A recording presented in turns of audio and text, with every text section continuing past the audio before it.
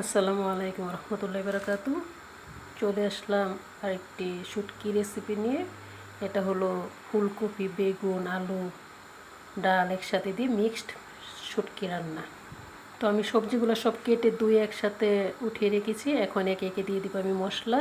দিয়ে দিলাম একটা ছোট মিডিয়াম সাইজের পেঁয়াজ ইন্ডিয়ান, তারপরে দিয়ে দিলাম আদা কাঁচা টমেটো 1 কাপ, দিয়ে দিলাম হলুদ আধা চামচ, মরিচ আধা চামচ, ধনিয়া আধা চামচ এবং লবণ 1 চামচের একটু উপরে, আর দিয়ে দিব মসুরের ডাল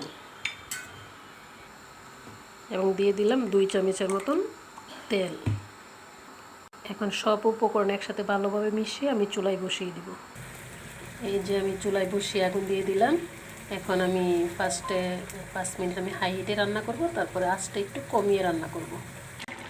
এই যে এগুলো থেকে আমি অবশ্য আধা কাপ পানি অ্যাড করেছি, আর বাকিটা উঠছে এগুলো থেকে এই পানি। এখন আমি এই পর্যায়ে অ্যাড করবো শুটকি, একটা পেঁয়াজ, একটা রসুন, একটু কাঁচামরিচ একসাথে ব্লেন্ড করে নিয়েছি। এটাই শুটকি তরকারি মেন উপাদান। এটা দিলে আসলে স্বাদটা কীরকম হয় এটা আসলে আপনাদেরকে তো খাওয়াইতে পারবো না, সেটা আসলে বলে বোঝানোর মতন না। আমার তরকারিটা প্রায় শেষের পর্যায়ে হয়ে গেছে। এই পর্যায়ে আমি অ্যাড করবো সামান্য লেবুর রস। শুটকিতে আসলে লেবু রসটা দিলে কি বলবো, এটা যে কীরকম স্বাদ লাগে, আর আমার তরকারিটা এত সুন্দর একটা ফ্লেভার বের হয়েছে সেটা আপনাদের বলে বোঝাতে পারবো না। দেখতেই পাচ্ছেন ভিজা ভিজা অবস্থায় আমি নামিয়ে নিব।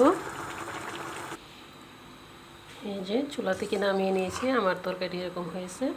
আমি অবশ্য কিছু কাঁচা রসুন বসানোর সময় আস্তে আস্তে দিয়ে দিয়েছিলাম, দেখতে খুবই সুন্দর লাগতেছে।